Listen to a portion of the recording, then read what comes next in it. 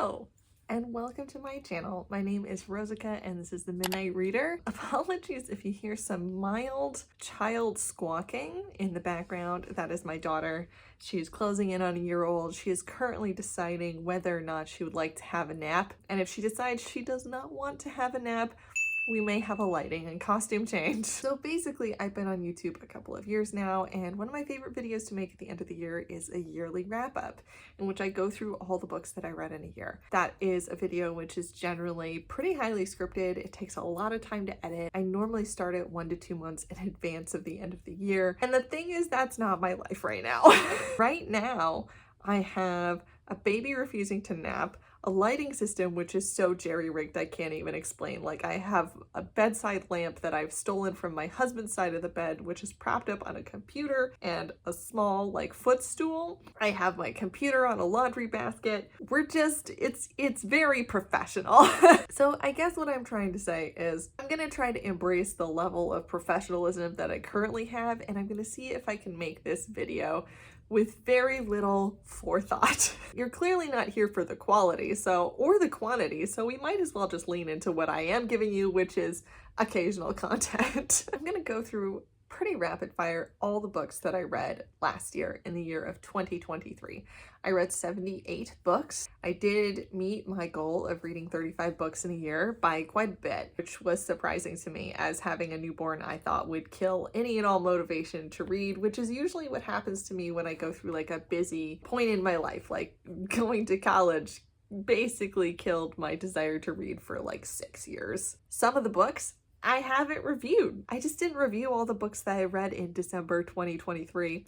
And I'm not sure if I'm going to make that video, because at some point I'm just over last year. I don't want to talk about it anymore. But I'll try to pay the books that I read in December 2023 a little bit of extra attention. I'm going to go through most of them pretty rapid fire and just tell you, general impressions, completely unscripted. So I'm sure it'll be wildly helpful to you as a reader. And at the end, I'm going to pick my favorite books of the year. Normally that's a separate video. Normally that requires a lot of thought. I don't have any brain cells left. This is what you're getting. All right, I'm gonna go through all the books I read in the order that I read them. First up was Mom Jeans by Abigail Tucker, which I picked up because I thought it was a hilarious dad joke. Very medium, supposed to be like a scientific look at motherhood and how being a mom changes your brain. Mostly it was really boring and I almost DNF'd it, but I didn't because I don't have enough self-respect sometimes. Second up was The Salt Path by Raynor Winn.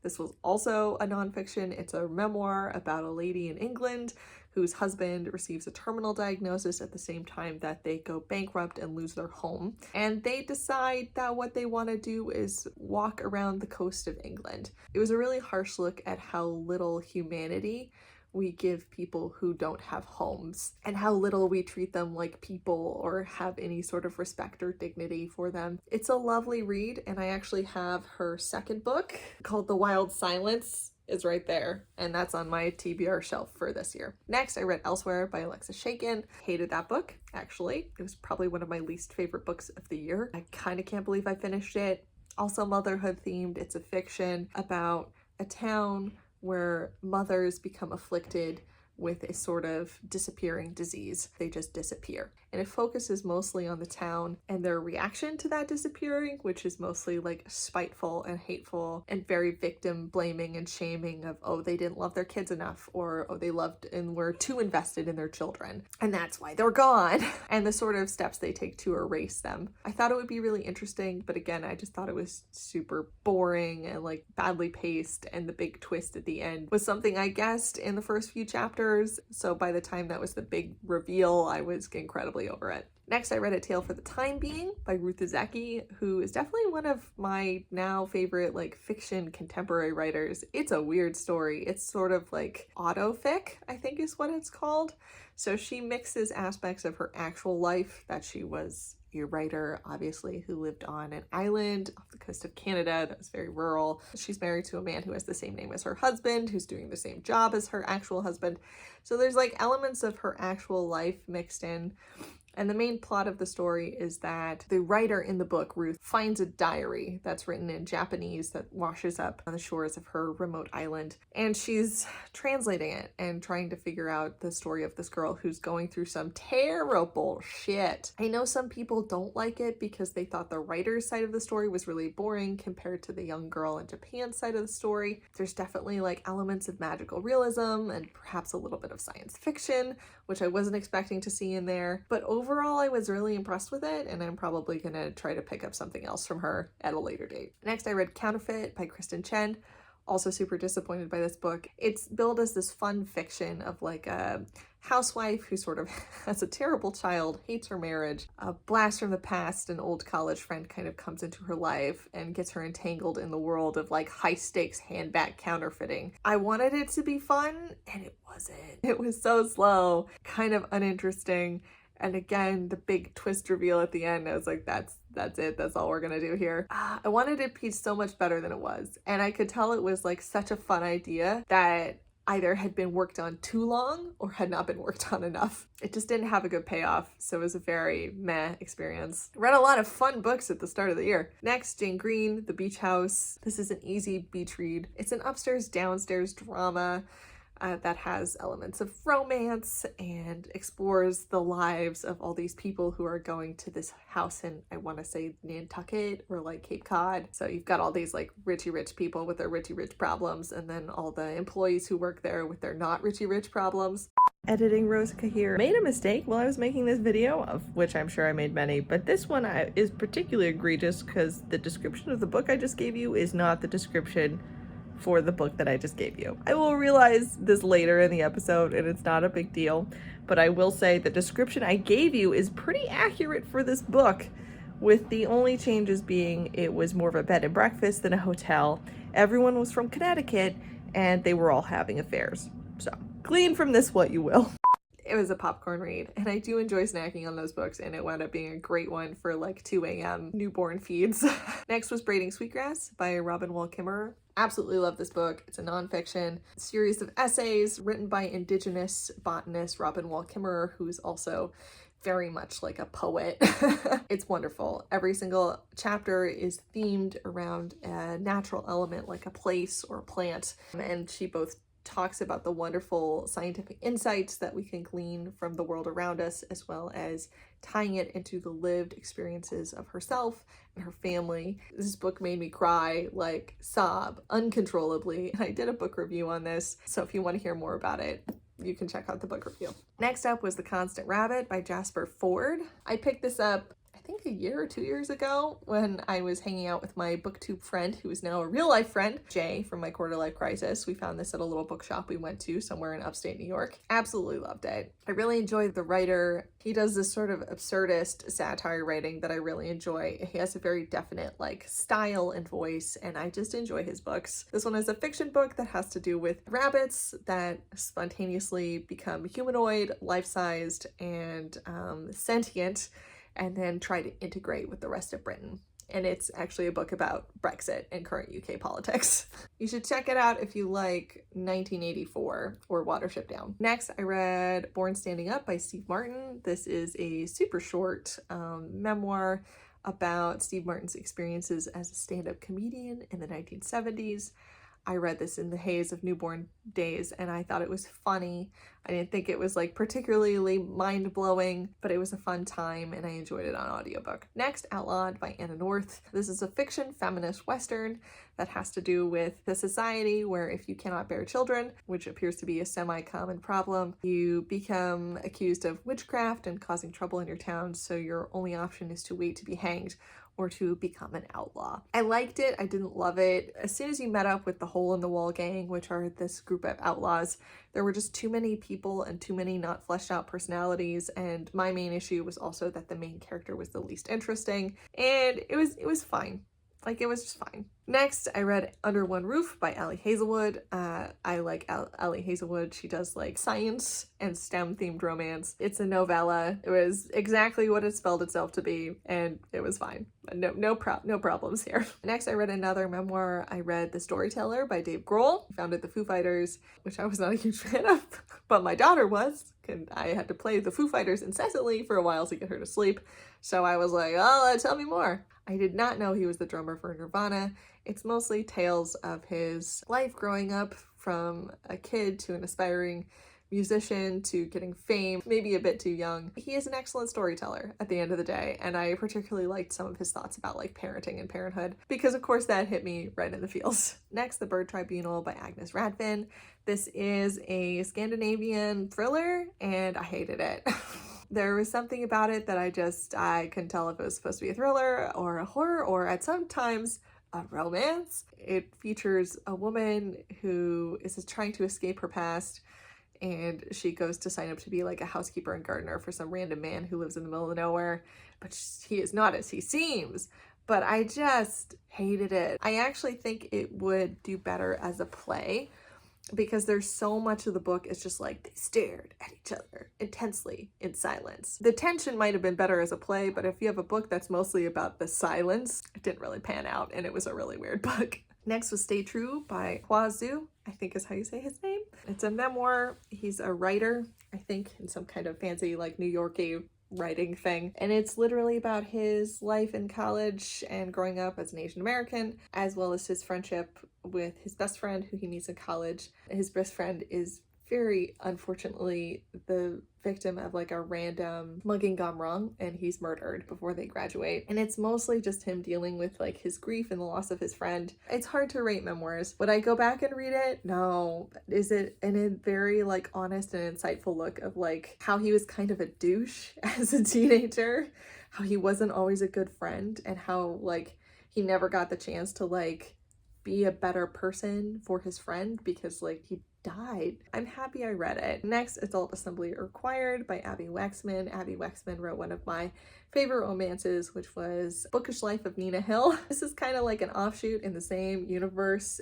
Nina Hill like appears in it, and it features a bunch of like roommates and acquaintances and their romances. It was fine. It was too many characters, and I didn't love it as much as Nina Hill. Next was Feel the Burn, a Bernie Sanders mystery by Andrew Schaefer. I don't know how I found this. This is just something that happened to me at my library. It was a cozy mystery featuring the politician Bernie Sanders. There's a maple syrup murder, and I don't know how to explain why I found this book as hilarious as I did, but it was really good, and it was a really good time and very stupid, and I enjoyed it a lot. Next, If I Had Your Face by Frances Chow. This is a book that's translated from Korean, mostly focusing on the beauty and plastic surgery industry of Korea by following 4 women who live at an apartment complex in Seoul. I really liked parts of this book. I really liked certain characters. It was a miss for me though, just because there was like one too many characters. So we never got to like fully flesh out some of the most interesting things that happened to them. So the parts that were about plastic surgery and beauty were the parts I found the most interesting. And then there would just be like super violent things that would happen in this book that just never came up again, which didn't feel particularly realistic. Overall, it was fine. I thought it was enjoyable. It was not a favorite for me. Next, Kiss Her Once for Me by Alison Cochran. This is a Christmas romance, which is probably the best Christmas romance that I've read. Like, it was pretty good, honestly. It takes place in Portland. The main character is named Ellie, and the previous Christmas she ran into this woman and had the most magical Christmas date of all time. And then things happened, the date got ruined, and she's the one who got away, essentially. There's some fun tropes in this, like fake engagements. It's very Portland, Oregon-y. I used to live there, so there's a lot of little, winks at the city. It's definitely a love letter to the city. It's a lovely lady romance. I can definitely recommend. It is probably my favorite Christmas romance I've ever read. Next, V.E. Schwab's A Gathering of Shadows. This is the second book in the Shades of Magic trilogy. I'm not going to go into it too much because it is a trilogy. The second book is very much kind of like The Goblet of Fire and Harry Potter. We go delightfully off script. Nothing related to the plot happens at all. Is it fun? Yes. Is it anything to do with the plot of the first book? No. Next, Lessons in Chemistry by Bonnie Garmis. I dislike this book a lot. I know that is an unpopular opinion and a lot of people like it. I found it very jarring. It's a debut novel, it's a fiction. It focuses on this woman who's trying to work as a chemist in the 1950s. I think the reason I didn't like it is because I thought it had a definite problem with tone. Parts of it were very kind of like slapstick almost, or off the wall odd comedy. And then some parts of it were like ridiculously dark and disturbing. It felt like a book to me that had been edited so many times that there were two versions of a book that had just been smashed together. And I enjoyed the parts that were very odd comedy and a little bit off the wall, like a dog as a narrator at one point. I really didn't like the dark despair that sort of permeated throughout the book. It just wasn't for me. I also reviewed this one in detail and raged about it. It wasn't for me. Next was Part of Your World by Abby Jimenez. This is a romance. I very much enjoyed it. The main female character is a doctor in the big city. The main male love interest is a small town, technically a mayor of a small town, and his life is all about small town problems as well as, navigating baby goats. The reasons they couldn't be together didn't feel like totally forced. It was really good. It was really well written. I really enjoyed the characters. Is it my favorite romance of all time? No, but it is very much one of the books that, excuse me as I throw coffee all over myself. It was very much one of the books that makes me love the genre. The Golden Spoon by Jessa Maxwell. This is the British Bake Off as a cozy murder mystery. It was pretty okay. The Book of Basketball by Bill Simmons. I read this with my husband in the depths of newborn times, and it was a 5-star read for me because of who I read it with and when I read it. Sometimes books are more than the sum of their parts. Does it have problematic portions? Yes. Was it incredibly dry and sports related? Yes. Will my memories of reading this book always be me bookmarking all the funny jokes and then reading it to my husband when he woke up and curled up next to me at 4 a.m. with our baby daughter? Yeah, this will always be a very happy book for me. The Book of Eels by Patrick Svensson. This was a recommendation from my mother and father. It's a nonfiction book about eels, but that's a lie because it's actually a memoir about the author's relationship with his dad. Could have had more eels. I finished off the Shades of Magic trilogy with A Conjuring of Light by V.E. Schwab. This was my favorite book in the series. One of the major villains got a hero's arc and loved it. It was exactly what it set out to be. Next, I read a nonfiction, Momfluenced by Sarah Peterson. This was super eye-opening and, of course, wildly interesting to me at the time. So this really focuses on the world of momfluencing, especially like Momstagram. The parts I enjoyed the most were when she really focused on what we are selling when we are monetizing our lives, particularly our families and our motherhood. I also just find the whole thing of living your life online and performative motherhood and performative familyhood a really, really sticky and icky societal thing. If you're interested at all in how social media is influencing our lives, I think this could be an interesting book for you, and I would encourage you to get past the first couple of chapters where she really heavily name drops all these mommy bloggers and momstagrammers that she was obsessed with. That part I could have done without, but I also think that she did a really good job, and if you can stick with the book, you're gonna have some really interesting takeaways. Next was Vera Wong's Unsolicited Advice from Murderers by Jessie Q. Sutanto, and I actually loved this book. It's about a Chinese grandma who just can't keep her nose out of anybody's business. When a murder happens in her tea shop, well, she's got to investigate. Was great. Loved it. Amazing cozy mystery. Would highly recommend if you like cozy mysteries at all. The Number One Ladies Detective Agency by Alexander McCall Smith. That was a recommendation from my mom. I wound up finding it just okay. I thought it was good. It's a wildly popular series featuring a local lady detective in Botswana and her solving the minor mysteries of life around her. It's way more of a slice of life story than it is a detective novel. So I think that's why people like it. You feel very immersed in the world of 1990s rural Botswana. I thought it was pretty good, but it was not, I'm probably not going to continue the series. Next was Pandora's Jar by Natalie Haynes. I literally gave this away to a little library and then it was still there 2 months later and I brought it back because I'm not ready to give it up. This is a look at women in Greek mythology. So each chapter features a woman from Greek myths and how they're maligned by male retellings of mythology.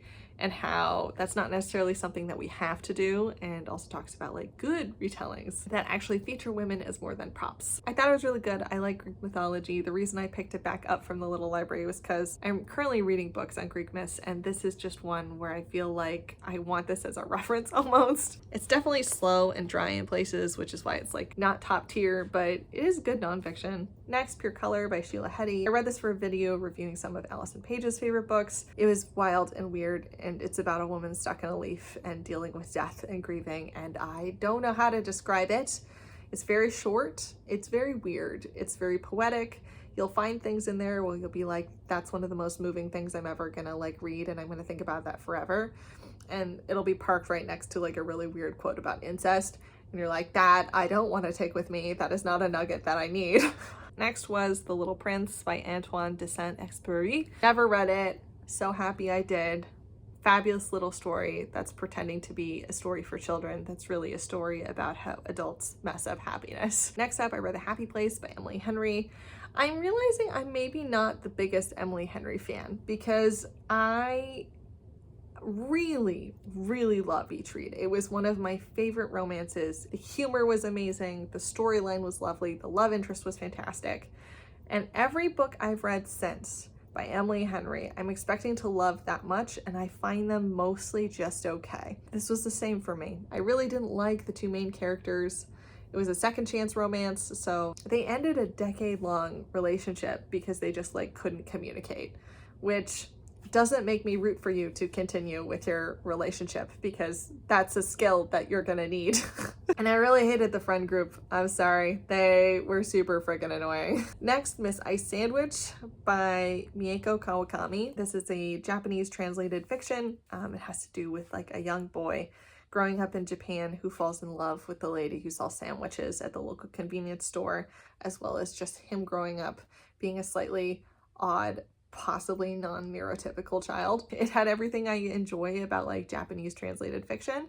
My biggest complaint with this book was that every time I say the title, I have to stop myself from saying Miss Ice Cream Sandwich. And if you look at any of my videos reviewing this book, you will see how much editing I had to do because I said Miss Ice Cream Sandwich every time. Next, Dial A for Aunties by Jessie Q. Sutanto. Despite how much I love Vera Wong, I desperately disliked this book. It was a hot mess from start to finish, and I have no desire to read the next book in the series. Next, The Bandit Queens by Parini Shroff. It's a debut novel by the author. It takes place in a small town in India. The main character in the story, her abusive husband abandons her, and because he didn't do a couple of things like take the land and take the wealth, everyone just kind of assumes that he's dead, and specifically everyone assumes that she killed him. The main character is ridiculously prickly, super like antagonistic and sweary, and she soon finds herself in the odd predicament of having other women in the town seeking help from her for murdering their own husbands. It's dark black comedy, and it was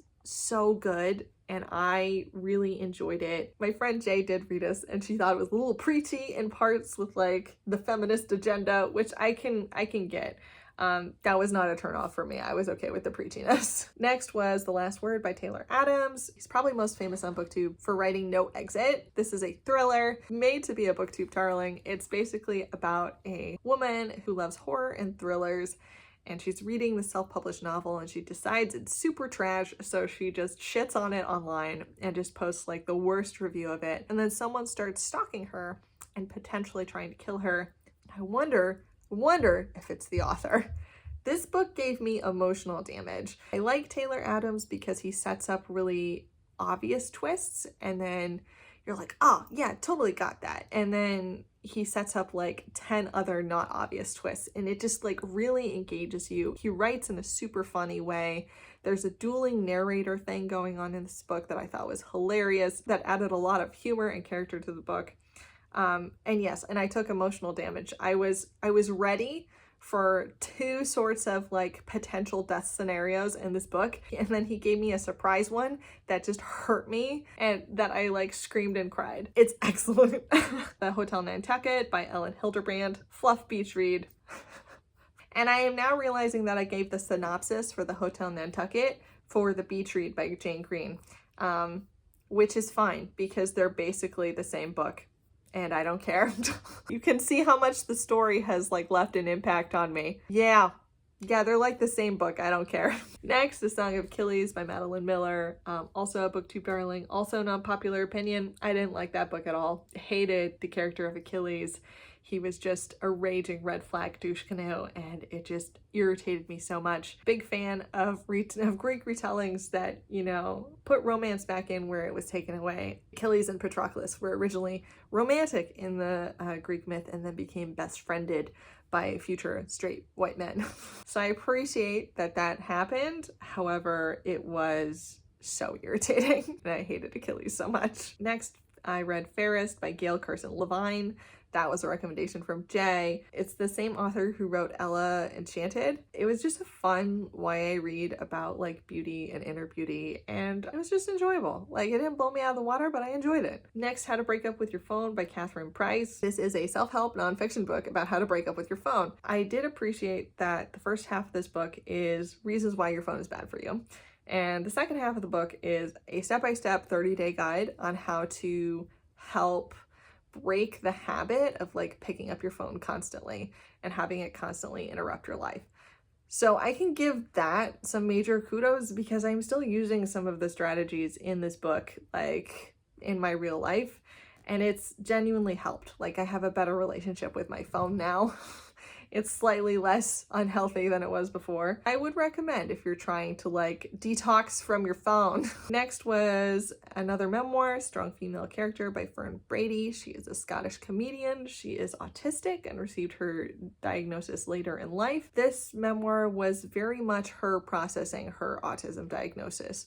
It also talks about her growing up and her life on stage. She's very angry at how little help and resources she got and how on her own she was until later in her life trying to deal with being an autistic female. And I'm happy I read it. I'm not sure I could call it an enjoyable read because she went through some dark and crappy stuff, but I'm happy she wrote it and I'm happy I read it. The Priory of the Orange Tree by Samantha Shannon. This was a huge fantasy book. It was meant to be a standalone, but Shannon released a prequel last year. This was a huge booktube darling. I thought it was fine. I did think it was a little bit too heavy on the historical nonsense. I think if you're not into fantasy, this is going to be way too like detail dumpy for you.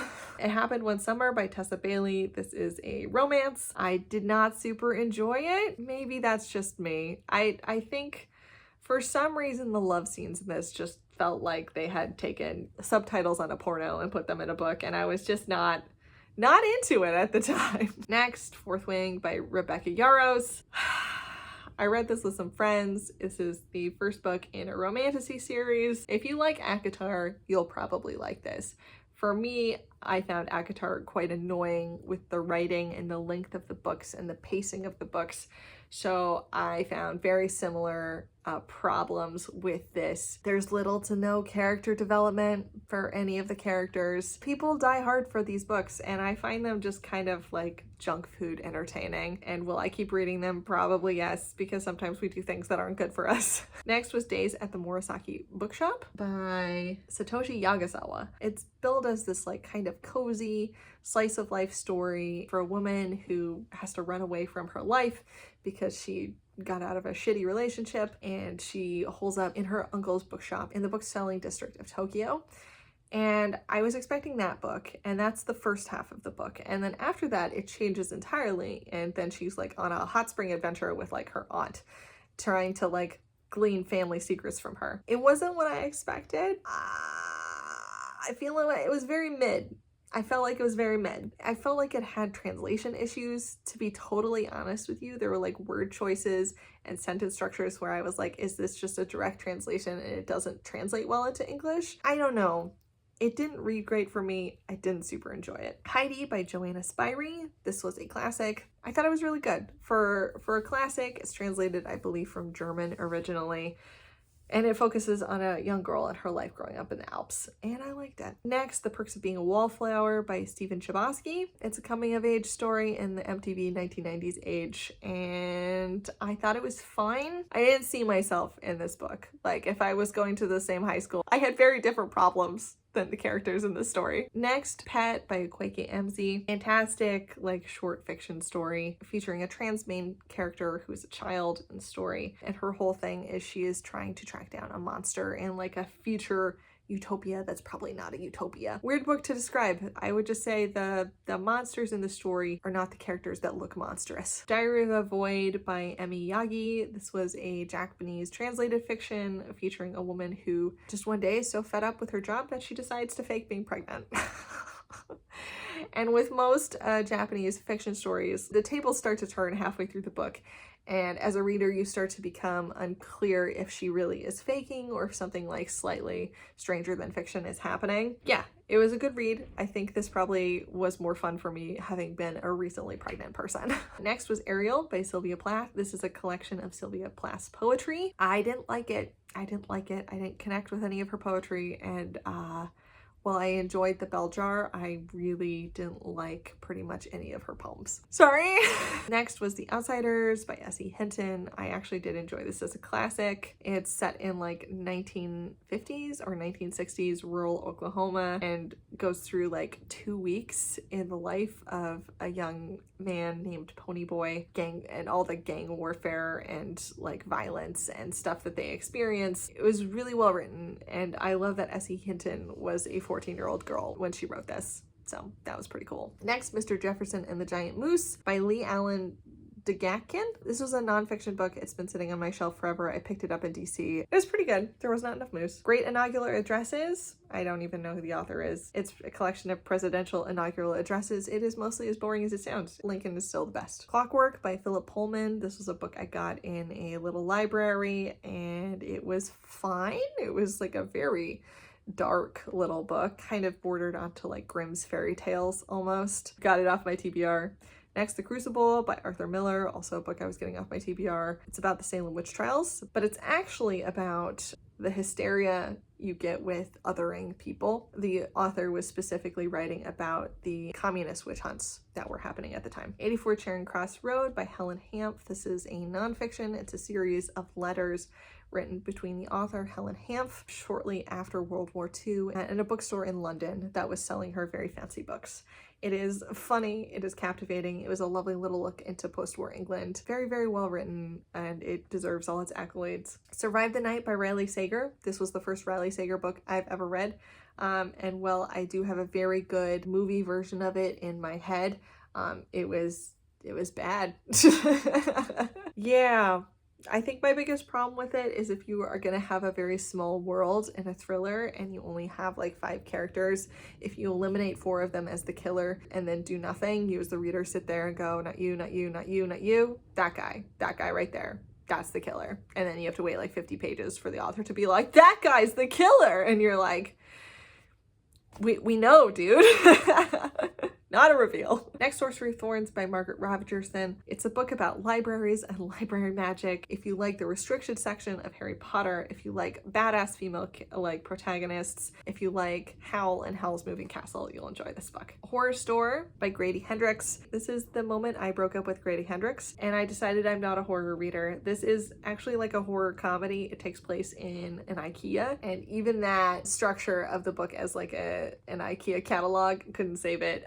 I'm just not a horror girl. Every time horror things happened, I was not into it in the slightest. Next, Jane Eyre by Charlotte Bronte. Wound up really enjoying that as a classic. It was kind of fantastic. That's all I'm gonna really say on it. It was really good. I didn't really realize it was a romance. Next, Tress of the Emerald Sea by Brandon Sanderson. It was a really good fantasy. It's kind of a reimagining of Princess Buttercup in The Princess Bride and what she would have done if she had actually just gone to try to save Wesley instead of just accepting that he was dead. So that's basically it. Tress decides to go save her love interest and basically becomes like the Dread Pirate Roberts, and it's badass and wonderful, and I'm not telling you anything more about it. Just read the book. The Collected Regrets of Clover by Mickey Brammer. Debut novel, contemporary fiction about the life of a death doula, who is someone who like sits with people when they die. There were a lot of things I really loved about this book. There were some issues with plotting and pacing, which I think just comes from it being a debut novel. But I will say, I'm a nurse. I've seen a lot of people die. That is part of my life and things that have happened to me. And I will say whoever she talked to write this book had like a lot of comfort with sitting with the dead and dying. And is highly accurate in a way that I wasn't expecting it to like trigger little PTSD emotions in me. Really very good. And we're gonna break here because the baby is awake and she's mad. She's mad. 2 hours later. It is multiple hours later. What's happened since we spoke last? Poops, pees, still 0 naps. We're trying, take 2. Exhaustion, a snack for mom. And I filled up my iPhone storage, so we had fixed that and move a bunch of video over to my computer. And motherhood sure doesn't feel like a hero's journey, but it's really hard. Let's finish this thing. I think we've got like maybe like 10 to 15 books to go. Okay. Oh, and it snowed. Okay. Snow. And we lost the light. So cool. Continuity. Next was John Krakauer's Into the Wild, which is the nonfiction covering the story of Chris McCandless, who was a young man, I think in the 1990s, who decided that, you know, worldly goods were not for him, trashed all of his money, his inheritance, and went gallivanting around the US as a vagabond. And I think his story was interesting to people because of how intelligent he was, because he based his life philosophy on like great philosophers and thinkers of yesteryear. But basically his story is that he really desperately wanted to get to Alaska and into the wild. He did, and then he probably starved to death when he got himself trapped because he was ill prepared. I have some strong thoughts about this because I, you know, grew up in Alaska and grew up hating Chris McCandless because his story got people killed because multiple people followed him into the wilderness, got trapped and needed rescue at the expense and risk of local Alaskans. And also people just died because they did the same mistakes that he did. And it's just very sad, and the commercialization of his story is kind of icky to me. I'm happy I read it. I don't hate him as much now. I did an in-depth book review on this, and if you'd like to watch it, I'll link it below. Station 11 by Emily St. John Mandel. This was pretty good. This was on my TBR list for a long time. It is a fiction book chronicling an end-of-the-world pandemic. This was quite hyped a few years ago. Can't imagine why. I did hesitate to read this because I thought it was going to be way more pandemic-y. And as I was an ICU nurse during our own pandemic times, I was not super interested in revisiting that. However, the bulk of the story is set in like 20 years post-apocalypse, and it looks pretty much nothing like our world. So it was good. It was kind of dreamlike. My main issue with it is that it felt pretty surface level. It felt like she never really explored some of the really interesting points she brought up. So it wound up just being just okay. The Moth Keeper by Kay O'Neill. This is a graphic novel. I thought the art style was really lovely. I like graphic novels that marinate on more somber themes in a way that is still cute and beautiful. This one really was about loneliness and solitude, which, you know, as many of us who lived through the pandemic can tell you, we've got our issues with that. Very good. Beautiful book. Iron Flame by Rebecca Yarros. This is the second in the series. I think it was slightly better than the first one. There was slightly more plot. Still 0 character development. Does not live up to the hype, in my opinion. I think if you are a diehard ACOTAR fan, you will enjoy the series. I'm just not. Pumpkinheads by Rambo Rowell and Faith Erin Hicks. This is also a graphic novel. This was a reread for me. If you want to distill pumpkin spice lattes and friendship into a book, it's this graphic novel. You're welcome. I then read a series, which I'm gonna count all of them together here just to make my life easier. So these are all by Becky Chambers: The Long Way to a Small Angry Planet, A Closed and Common Orbit, Record of a Spaceborne Few, and The Galaxy and the Ground Within. This is Becky Chambers' sci-fi series. She's probably the most well-known at this point for doing her Monk and the Robot series, which is A Psalm for the Wild Built and A Prayer for the Ground Shy. I think I liked these better than both of those books, which is kind of impressive because I loved both of those books. Every book marinates on different themes and has a different cast of characters, all in this galactic universe. The first one is a bunch of multi-species crew members on a long-haul flight to a very warlike planet. I don't think it's truly low stakes. It's just that not a whole lot of plot happens. Most of it is character development, and most of it is explorations of different characters and their interactions. So I loved all of these, okay? Which is how I managed to blow through all of them in the last month of the year. They were fantastic. I loved them all. The first book is mostly like how to be friends with people who have very different backgrounds and life experiences. The second book is really about like artificial intelligence and what being a person is and what having a life is. The third book mostly has themes about belonging and community, but my favorite, I'm pretty sure, and I had to think really hard about this, was The Galaxy and the Ground Within, which is phenomenal. It takes this pretty low stakes event, which is basically you're at a galactic truck stop, okay? People stop their ships there, they refuel, they resupply. It's a port planet, so you basically land in a shopping plaza area and there's like thousands of them throughout the planet. So like this particular one is very small. It's run by a mother and child, and I think there's four travelers there, and then something happens and no one can leave, and it's not a big deal. There's a little bit of worry about safety a bit there, but mostly it's just they have time to kill and they have to figure out how to be empathetic and kind to each other when they're very, very different people with very different life experiences. It's just great. I can't emphasize enough how much I love this series. I have read that The Galaxy and the Ground Within will be her last book in the series, and she's not intending on writing anymore.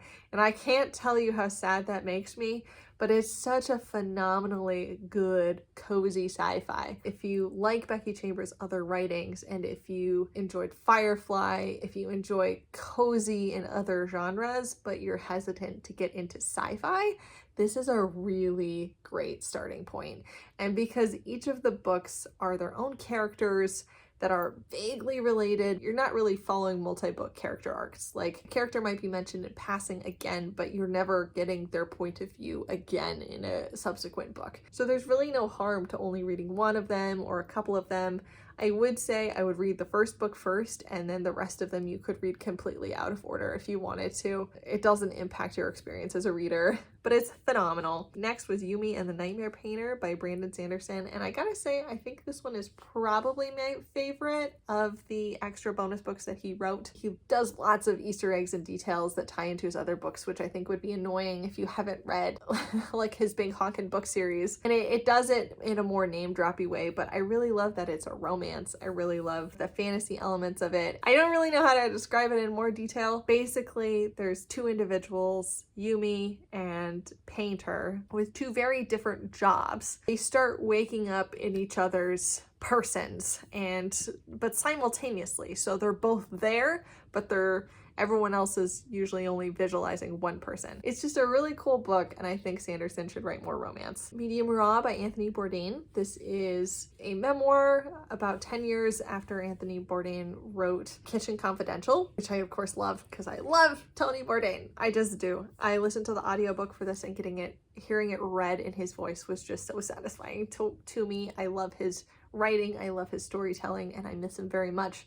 So this is a fun way for me to get to revisit one of my most inspiring travel and food writers. Next, Legendborn by Tracy Deonn. I read this because I read Sorcery of Thorns and I loved it so much, and I was really stoked to see modern kind of YA fantasy that had a young Black girl from the South as the hero of the story. I would say it was quite good. I think the things that made it so awesome were the representation of characters and modern problems in a fantasy-like story, which I haven't really seen before, and I enjoyed that aspect to it. There were parts of the plot and the characters that were very tropey that I didn't enjoy as much, and I think that's possibly just because it is in the YA genre. So I liked aspects of it. I think it's really cool to see a young Black girl from the South who has modern day problems and rage about the way the world is as the lead in a fantasy story and not a sidekick, and I was so jazzed about that. So if that sounds interesting to you, I think you should read it. I just think that plotting and storyline wise, I did not feel it was as good as Sorcery of Thorns, but I don't think you need to compare different books to each other. Despite the fact that this is a booktube channel, I don't think you actually have to compare those books to each other. Below Zero by Allie Hazelwood, one of the other novellas in the novella trilogy by Allie Hazelwood. NASA flirting and science smut. I always like Allie Hazelwood, and I always think I'm gonna enjoy it less than I do, but it is the sort of like trash that I love. And it's not trash, it's just not high literature, and she knows that, and I think it's okay. Beartown by Frederick Bachman. So it was funny because I was expecting to go on a whole long rant about how I've, read all these multi-character narrative books in the past like 2 years, and I've hated pretty much all of them.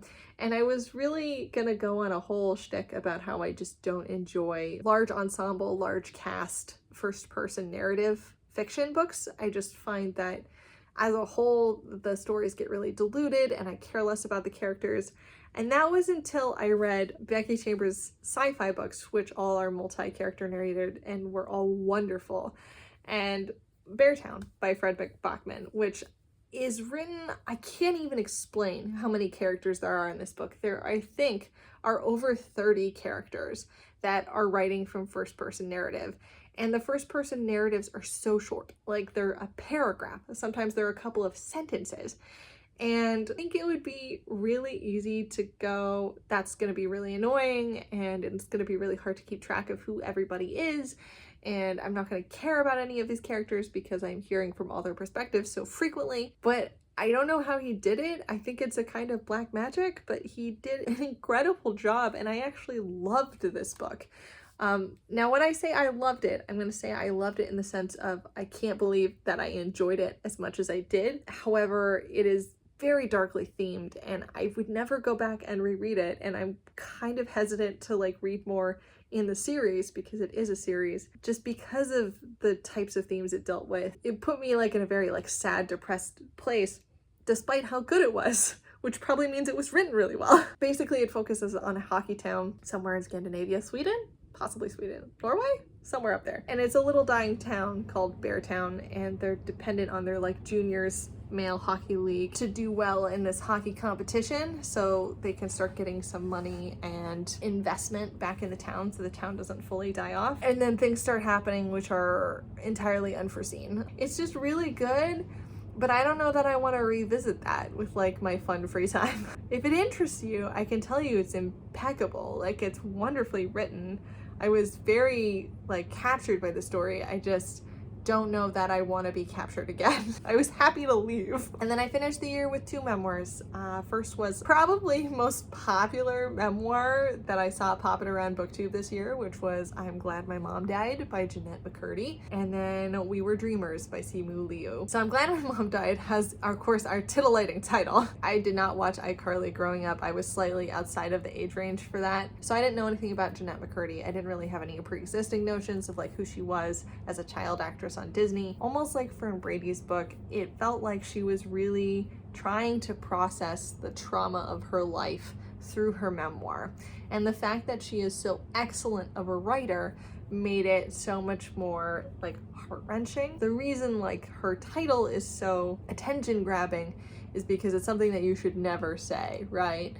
But her relationship with her mother was so complicated and so abusive and so toxic. Never says that anywhere in the book, but like her title was her finally like closing the page on that relationship with her mom. It was wonderful. Like, I think it does live up to the hype. I think that there are some massively dark things that happened to her. Definitely check the trigger warnings, but it was very good. It was wonderfully written. She's an excellent writer. And then We Were Dreamers by Simu Liu. Simu Liu is obviously the star of Shang-Chi and the Legend of the Ten Rings.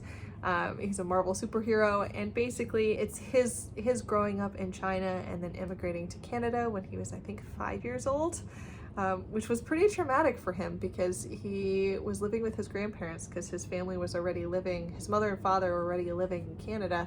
So when he was like 5, he basically got on a train with a man he didn't know, who was his father, and flew away from his entire life and the people who raised him, which were his grandparents. And then his very complicated relationship with his parents, who had a very sort of conditional love for him. And I thought it was pretty good. I felt like when you have memoirs of people who are very well known for certain specific like acting things, a pet peeve of mine is that they never talk about those things in the book, and that's pretty much what happens. Like, he pretty much like they yell action on Shang-Chi and then the book ends. I also think that his parents are still alive, and while he discusses some of the complex like history that they have, and he discusses like how they've moved forward from some like major issues they had when he was younger. He doesn't really delve into like how he healed, how they healed as a family. I am going to suspect has something to do with the fact that his parents are still alive and he's trying to like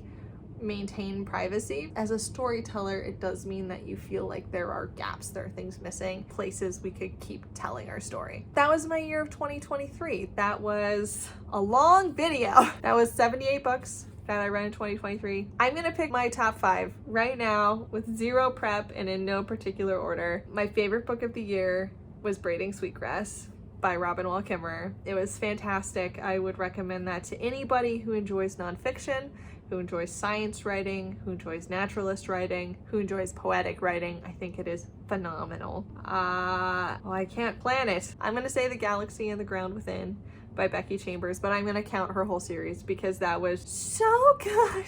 Not gonna talk about it in detail since I've already talked about why. Oh God, it's hard. Maybe Vera Wong's Unsolicited Advice for Murderers by Jesse Q. Sutanto. It was a great cozy. I did enjoy it. I'm gonna pick The Last Word by Taylor Adams because it was my favorite thriller and I thought it was great and fun and funny. You know, is it gonna be on my permanent collection? No, but this is my favorite reading experiences. I'm between two. I'm gonna lean in and say Yumi and the Nightmare Painter by Brandon Sanderson was my 5th and favorite book of the year. I don't think it was shorter to do it this way. I don't think I made myself less editing, so you know, woe is me. All right, well, that was my year of 2023. I'm moving on. I'm not talking about it anymore. I think I've talked enough and this is a long ass video, so you're welcome or I'm sorry, I guess. But now I can free myself up to do reviews for January, which I am so jazzed about. As always, thanks for watching. Thanks for listening to my year in books. Please like and subscribe if you have not. It helps my little tiny channel survive and thrive in the world. Oh my god, she's finally napping. It's like 4 p.m. Now is not the time for naps. Okay, well, I'm losing the light and I'm losing my mind. So till next time, I hope you're having a wonderful start of the new year and I'll see you all soon. Bye.